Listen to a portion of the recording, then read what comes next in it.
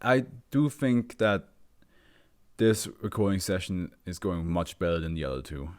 I'm not freaking the fuck out every 5 seconds from something potentially not being there at all. And I'm not being sleepy. I'm being more energetic. I'm glad I decided to do this more on an earlier time. The shell. Oh, a second Euclid. Welcome. It's never too late to join the party. SCP-497 is to be kept in a secure, soundproofed room under continuous observation by standard security cameras. 1 guard and 2 medical personnel equipped with high-grade earplugs are to be posted at the door of the containment chamber at all times. Only cleared personnel are permitted to handle SCP-497.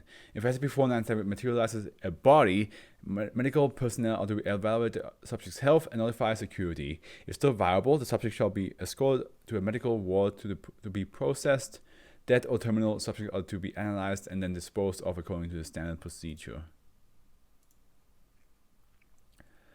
The description: SCP-497 appears to be an Ostrombus gigas. What? Oh, conch seashell. Can you just say what the English one is and then what the scientific term is afterwards? Because I always almost want to look up the scientific term beforehand, and then I find out that the normal term is right afterwards anyway.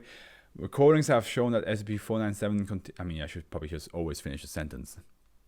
That might solve the problem. Recordings have shown that SCP-497 continuously emits a very faint sound of voices screaming from within the... If you pick up this conch, it's like you can hear the ocean on the other side. Help me! Okay, that's the wrong conch. Wait, what do you heard with that conch? You don't want to know? No, I do want to know. Okay, I don't know. You're right. This sound is a few inches away from the object.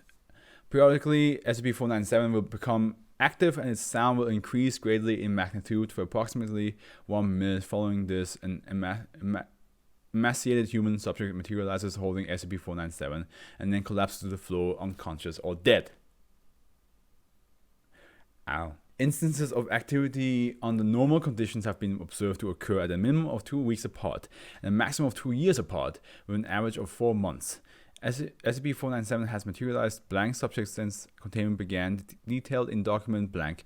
No subject absorbed during experiments involving SCP-497 have been recovered.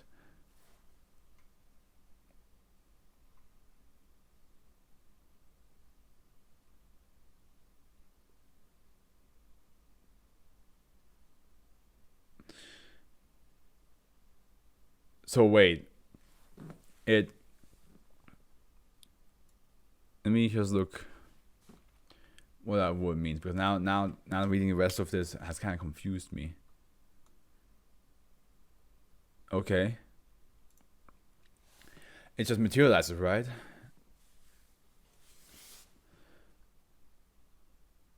So it never mentioned until now that it absorbs people. Okay. Subjects that hold SCP-497 near the ear and listen to it to more than blank seconds will appear to fall unconscious and then disintegrate. Okay. Now it's again, Afro, if you just read further along, sometimes the answers are right there. This leaves SCP-497 to fall to the floor. During periods of high magnitude sound production, any subject that hears the sound will be absorbed, even if not in close proximity to the object. Experimentation has shown that the subject must actually listen to and hear SCP-497 in order to be absorbed. Subjects listening remotely or listening to recorded sound from SCP-4... What is wrong with me? From SCP-497 are not affected. Why did I read that as 19? See Experiment 497A for further details. It is possible to damage SCP-497 and samples have been extracted by using diamond drill bits. However, SCP-497 sound will increase in magnitude when damaged and will materialize subjects at a greatly accelerated rate. The shell will quickly repair itself during the period as well. Attempts to continue damaging SCP-497 will cause its sound to increase exponentially. Determination of the composition of the samples has so far proved inconclusive. Extraction of further samples is advised against. See Experiment 497B for details of early extraction attempts. Addendum. Oh my god. I just thought of like a thumbnail for this one. Hopefully I will remember about that by the time I get to this. Or I can just write it down, of course, but I'd rather fuck myself over. Maybe by the time I come to this, I'll have a better idea anyway. Addendum, SCP-497 has produced subjects of various ages of both genders. Subjects have been comprised of a majority of people of Indian descent, with a small percentage of other races. Approximately 80% of recovered subjects have been dead. Of the remaining 20%, only 3% have survived more than 2 days after being released from SCP-497. Severe malnutrition and resulting complications have been the primary cause of death. SCP-497 was recovered in Blank's house in Blank, India, following an investigation into missing persons reports.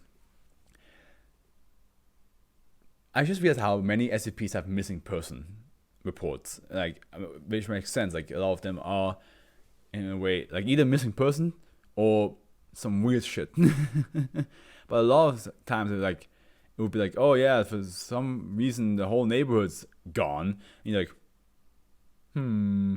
they couldn't all decide to go to the holidays in the same time, so it must be an SCP.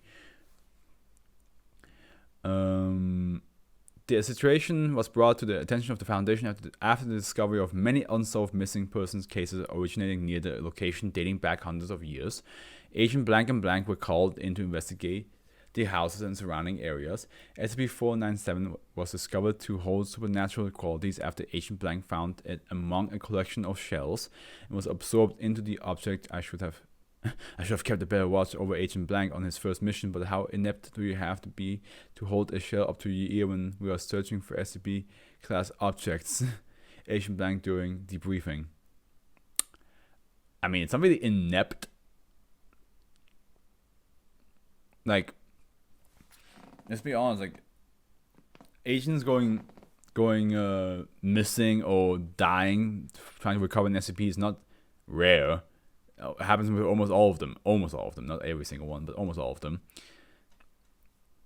So, I mean, yeah, it would be weird to see a conch in the middle of the room that clearly is emanating a sound, and the sound is let me just that. Yes, fair enough.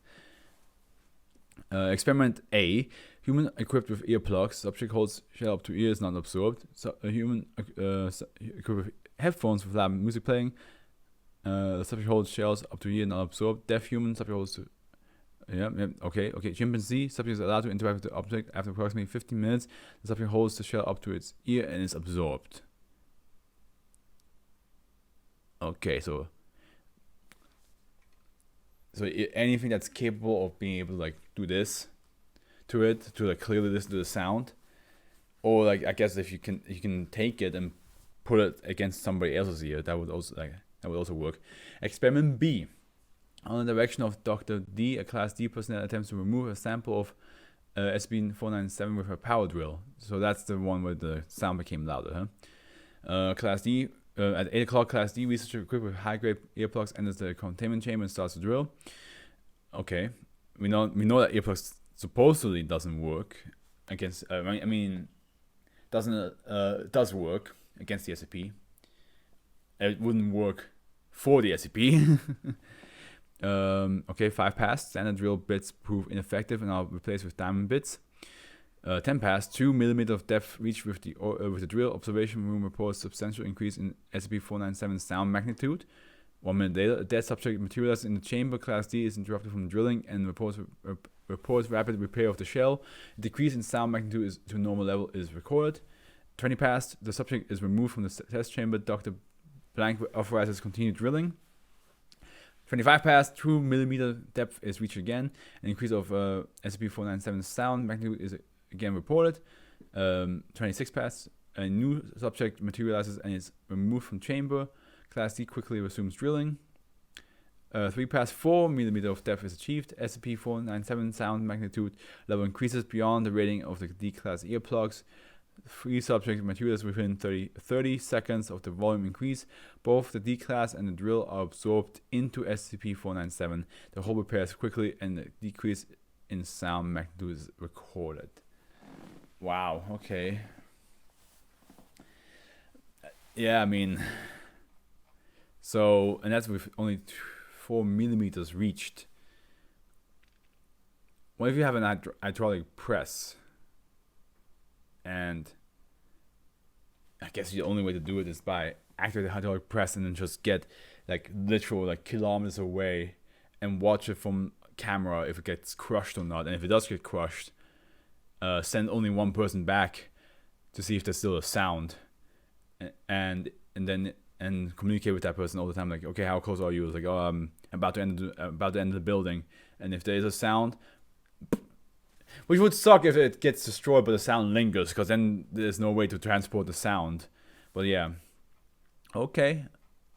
I like the idea of taking the whole, like, if you take a country, you can hear the ocean, but in this case you can hear people screaming, which I am wondering if those people screaming are the people that got absorbed.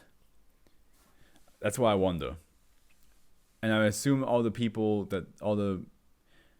humanoid figures that materialize are people that got absorbed. And they seem to be thin, right? They seem to be malnourished.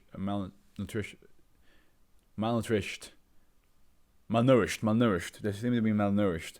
I don't know why the word malnourished didn't come to my mind. So I assume that those are the people being absorbed and they're just starving in there.